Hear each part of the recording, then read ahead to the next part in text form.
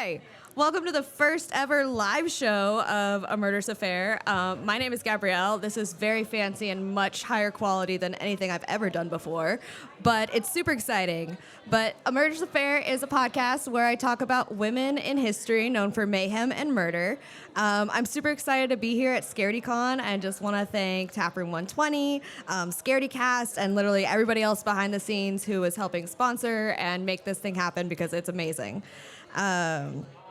Anyway, quick little spiel for those of you guys who don't know who or what this podcast is about.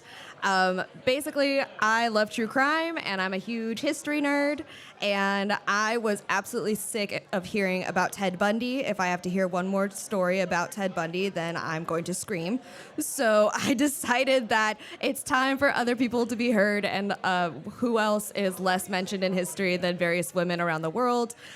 So in this podcast, I like to focus on either female murderers or rebels or people who were just kind of labeled as rejects of society in some kind of way, shape, or form, and talk about them and kind of give everybody a little history lesson while we do it.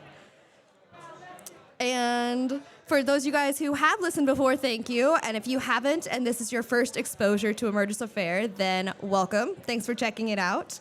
Hopefully you enjoy. So for today, I thought it'd be really cool if we talked about various women in horror movies and the real life stories that they're based off of. There are going to be 2 stories. I was going to try and do 3, but the first story is so twisty and just convoluted that I'm actually just going to focus on that one entirely. And then we'll throw in a fun little supernatural one at the end. First up, we've got The Orphan. I'm sure plenty of you guys have seen the movie. This was the first horror movie that I was able to actually watch without it scarring me entirely because I watched Final Destination entirely too young, and I had no idea what the movie was about until people started getting their heads chopped off.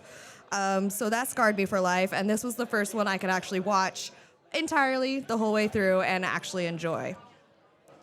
So next, leaning into the more spooky Halloween type of nature, we're talking about the movie Veronica, which came out in 2017. It's a Spanish-based horror film. I think it's on Netflix. You can watch it there, or at least it was at one point. But it's loosely based on the 1991 Vallecas case when Estefania Gutierrez Lazaro mysteriously died after using an Ouija board. And there's actual police reports from investigators saying that they had to just mark this down as a supernatural occurrence, and that's how she died, was just due to some kind of supernatural entity. And I thought that was fascinating. So we're going to talk about her as well.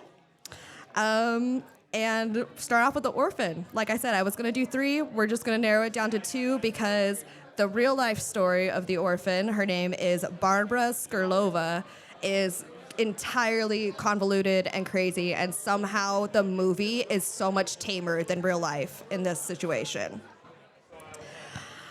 Pretty much everyone knows the plot to The Orphan, but if you guys don't, I'll give a quick summary. Basically, devastated by the loss of their unborn baby, Kate and John decide to adopt a child.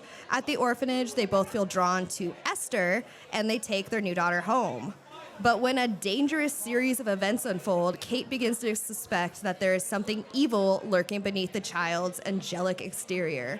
And this part is spoilers, but I feel like it's been out long enough that it shouldn't be that big of a deal. Esther isn't actually a child at all. She's a 33-year-old woman who suffers from hypopituitarism, which is a hormonal disorder that stunted her growth and essentially just made her look like a child. And it is with that detail, everyone, that we go on to the true life story of Barbara Skurlova. She was also 33. For some reason, that number just sticks out. But the 33-year-old woman who would pose as a 13-year-old child and fooled multiple adopted families, group homes, authorities, counselors, a bunch of people in the Czech Republic and in Norway. And her story is really mysterious because there actually is a difference in the American American news and the way that I found mostly either American or Canadian people report this story and the way that the European news and coverage of this story happens. So there's almost 2 separate stories depending on what internet source or where you are in the world and how you're looking up what happened to her. So up until her involvement with the Mauerova family, we know nothing about her history. And even then, the timeline of her early life is very confusing. Some people or some articles write that there was an adoptive family that she was left with, and then she was institutionalized. Some people write that it was actually her birth family that institutionalized her because they realized they couldn't care for her anymore. But all we know is at some point she was institutionalized and she escaped from that institution. And there's no details of how she escaped, why she escaped, if it was a solo attempt or if there was somebody on the inside helping her. It's just known that she escaped, and we don't really have any other information. Also, as a side note, apparently the Mauerova family was in a religious cult that Skarlova's father ran. So it may not have been her impressive manipulation skills that let her get away with this whole age, false identity thing, but more of the fact that she was surrounded by religious, cannibalistic, eventually, weirdos. And yeah, this is even weirder than the movie. I don't know how the orphan coverage in the story ended up being the most mild adaptation of what really happened, but there's so much more when you actually look into the true story of Skarlova. Okay, so what I'm ambitiously calling the American version, the story goes something like this. Skarlova was committed to a psychiatric institution either by her parents or by an adoptive family. This all takes place when she's in her early 30s. After somehow escaping the institution, she met one of the Mauerova sisters at a university where either they were teaching or they were studying to become a teacher. Some say it was Clara who actually ends up being the mother of the two boys. Later on, we'll talk more about her. Or some say it was Katerina. And either way, she appealed to them, saying that she'd escaped from an abusive Norwegian sex cult and needed a place to stay. One of the sisters, whichever one, graciously offered her a place to stay in her home. Now, up until this point, Clara had been considered a good mother. She had her kids young, and she had also had a history of depression and been diagnosed with schizophrenia. But up until then, there was nothing saying that she was, a bad mother. She was doing really good with her kids. They were all reported to be very close. However, once Skarlova arrived, all of Clara's attention switched to Skarlova. So Skarlova was saying that she had leukemia, she had all of these diseases, and she needed more care and attention, and appealing to Clara, saying that she needed more of that motherly love because of her rough upbringing. Clara ended up just kind of centering everything about their family, about their whole life, around Skarlova and what she needed. Skarlova also would say that she needed to go to the doctor, but wouldn't let Clara get involved. She only let Katerina, Clara's sister, take her to the doctor and would return with prescriptions or with notes saying that this is what the doctor said you have to do. What's really interesting, none of these health issues existed, obviously. We kind of all know that. But everything that she brought back as her supposed treatment was actually forged by Katerina because, surprise, there was no doctor that was going to sign off on that. And Katerina actually knew that Skarlova was faking the illnesses. I don't know if she knew everything that she was faking, if she knew that really she was an adult pretending to be a child and just running with it. But either way, she signed off saying, yeah, no, this is what you need to do, and helped trick her sister Clara into doing whatever Skarlova wanted for some reason. Skarlova, basically adopted by Clara, adored by her, but her children, not so much. At this point, Clara had an 8-year-old boy and a 10-year-old boy, and neither of the boys liked Skarlova. They are reported to have constantly argued with her. They didn't like spending time with her. They didn't want her to be in the family. And this is, again, where I say you should really trust the judgment of children. They are very good at telling when something's up. But they didn't. Skarlova basically started telling Clara how her two sons were the cause of all of her problems. Basically, if these two sons had been disciplined more, or if they were, not around as much, everything Clara was experiencing, the depression, the loneliness she struggled with, the voices that she had reported hearing, all of that would go away because her two sons were the cause of all of her problems. And they needed to be disciplined more, and that would fix everything. And this is where the abuse started. Now, we're not going to go into the gory details, but they were starved and beaten and locked in cages in the basement for hours at a time while Skurlova convinced Clara, or so Clara says, convinced her that this would ultimately help shape them for the future, that this was something that she needed to do to be a good mother, and this is how they would learn from their mistakes. Clara decided to, in a shocking revelation of trying, I guess, to be a good mother, she said, I'll go ahead and put a baby monitor down in the basement with a video so that I can keep an eye on the boys. Obviously, that's not good parenting at all, but that's what she decided to do. And it was actually this baby monitor that would end up being their downfall.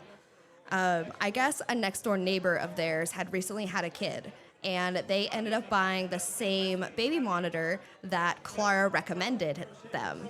And somehow one night, the feeds of the monitors actually got crossed. So in the neighbor's feed, in the neighbor's baby monitor, he was able to see into the basement where the two sons were being held captive. And he saw that these kids were being kept in a basement and immediately called the police. All of the children were supposedly rounded up, and this included the supposed 13-year-old Anna that Skurlova was posing as. And in the chaos, Skurlova was able to disappear. She arrived at the police station, and from there just kind of took off while everybody was distracted. She fled to Norway, and on the way ended up getting liposuction and a breast reduction, as well as shaving her head and binding her chest so that she could pass for a boy. And all right, that's the story that gets passed around, from what I can tell, mostly the American outlets. If you look into the international news outlets, like the Irish Times, some of the articles written in the UK, you find a story that dives deeper into religious cults and cannibalism, and it's just completely different than what I find most American outlets report. So, according to international newspapers, Skurlova was involved with the Mararova sisters because they were all part of this religious cult. This is the cult called the Grail Movement. I haven't heard of it before this point, but their message was essentially, quote, Grail members should free themselves by steadfast good volition, which would bring ascent into the light and allow them to work off their karmic burden. I guess Skurlova's father was the leader of their religious sect in that part of the Czech Republic, and had taught them these principles.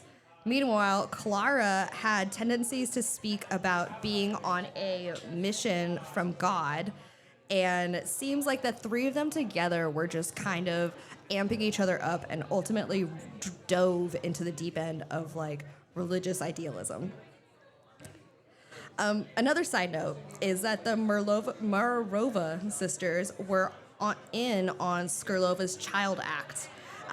Some people, some of the international outlets report that Skurlova would use this Child Act, use her hypopituitarism as a way to avoid getting charged as an adult. She would get charged as a minor because she looked like a child. And it was partially the reason why the sisters had her adopted, because they were able to forge her identity as a 13-year-old named Anna. And that's how she got away with all these crimes. Well, at least Katerina is consistently mentioned when it comes to this.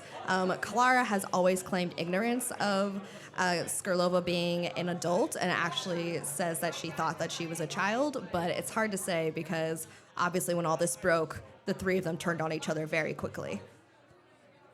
So again, we're not going to go into the deep details of the abuse that the kids suffered, but it was much worse than what was actually printed in the American newspapers.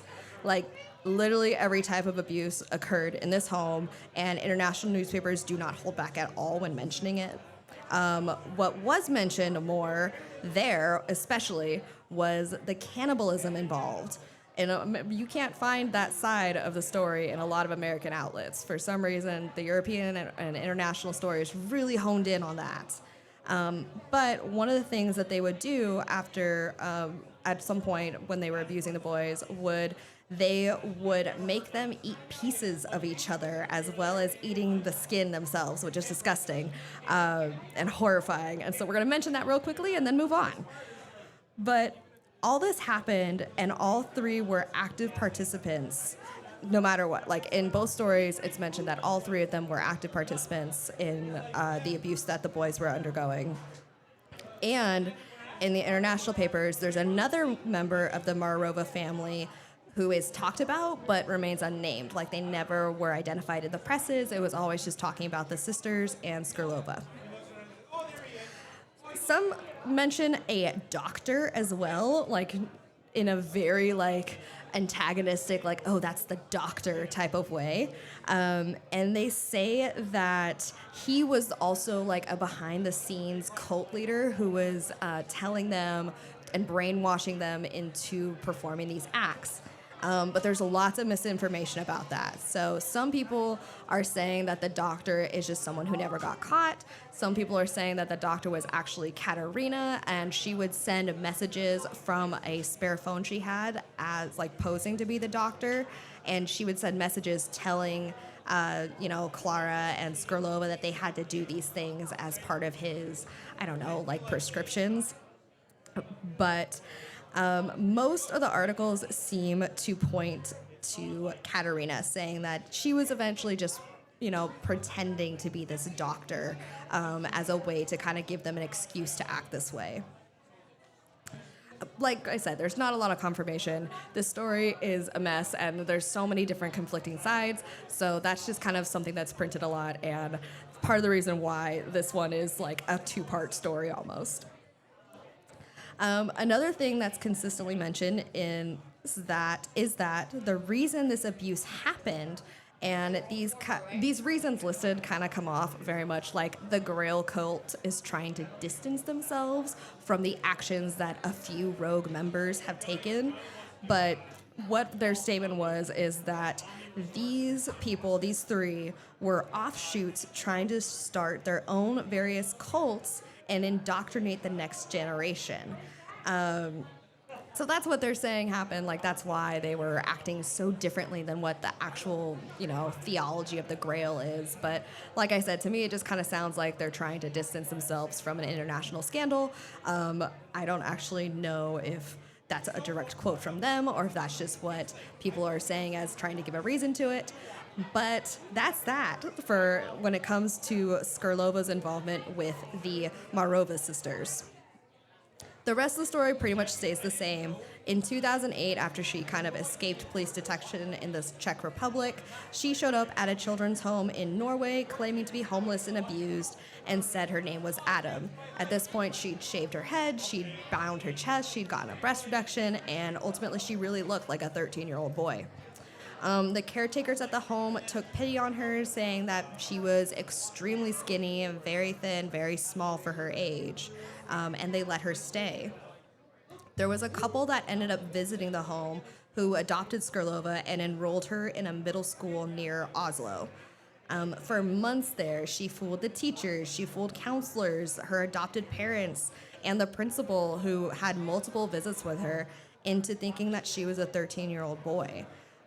Later, these people were interviewed, and they said that because children at that age are so different and going through so many changes, they noticed some strange behaviors, but ultimately had chalked it up to nothing, didn't think it was something that's as serious as it ended up being.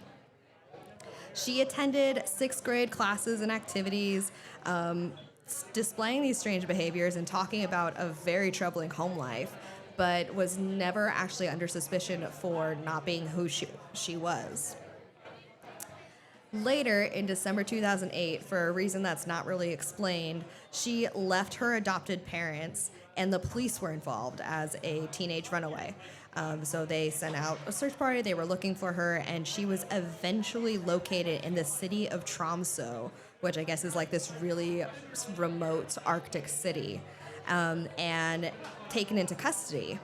In January of 2009 was when a DNA test came back saying that not only was she not a 13-year-old boy named Adam, but she was, in fact, at this point, 34, and her name was Barbara Skrlova.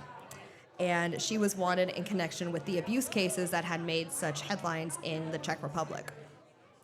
So she was transported back to the Czech Republic in connection to the case. And now that it was known that she wasn't a preteen, like she had been saying, and in fact an adult, she was charged in the child abuse cases along with Katerina and Clara. This is the part which gets really annoying for those of us who like to hear, like, oh, the bad guy goes away to jail. They couldn't concretely connect her directly to the abuse. So the most that they were able to get her for was identity theft and fraud. And for that, she only got a sentence of 5 years in prison.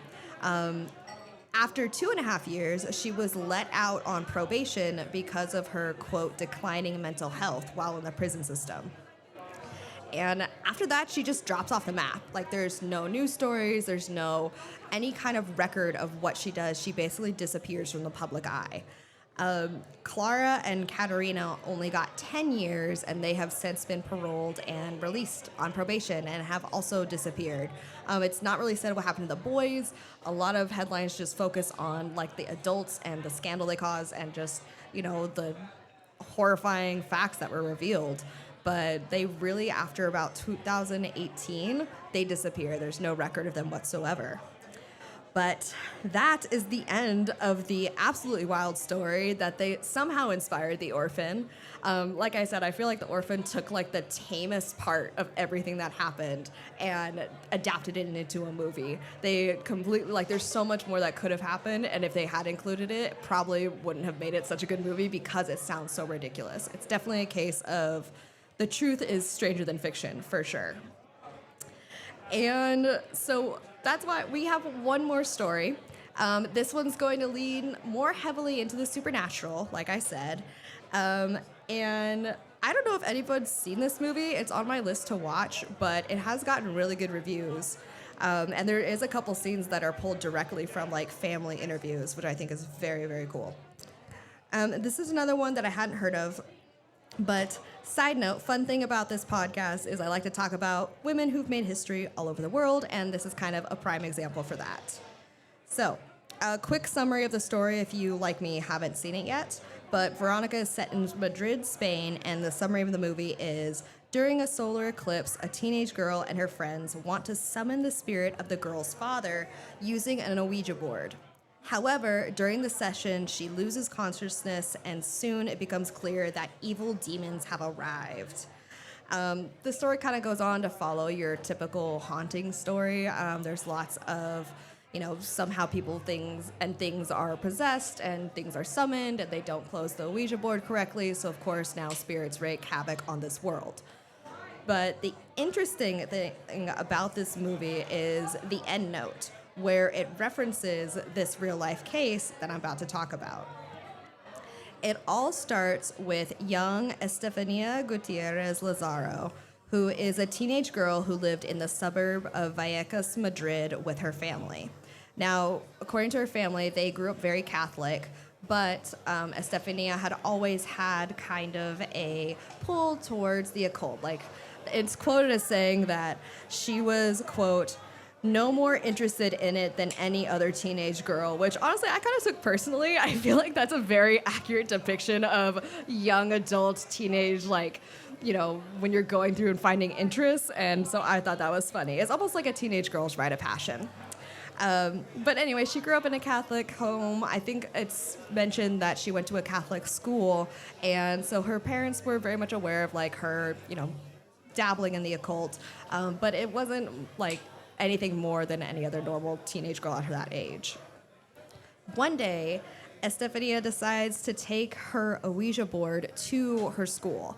And she decided, because one of her friends had recently lost her boyfriend in a motorcycle accident. So they decided, we're going to use this Ouija board to try and contact him and see if he has anything to say to us. Which is kind of sweet. That's kind of a sweet reason if you think about it. Like, oh, you're going to use it to help your friend. But a teacher, and this is where it kind of is implied that she went to a like Catholic or a religious school, because some sources say that it was a nun, found them performing with this Ouija board. And she ran in and grabbed the Ouija board and slammed it against the floor in the middle of whatever like ritual they were doing. And at this point, according to her friends, who are a collection of like pre-tween girls, so I don't know how accurate it is, but according to her friends, it looked like black smoke was coming from the Ouija board and went directly into Estefania's mouth. But from that day on, she starts having symptoms that doctors and psychologists can't find a physical cause for. You know, things like she gets constant seizures. She wakes up in the middle of the night screaming and saying that she's seeing all these shadow people. She has hallucinations like at home, at school, and her entire personality changes.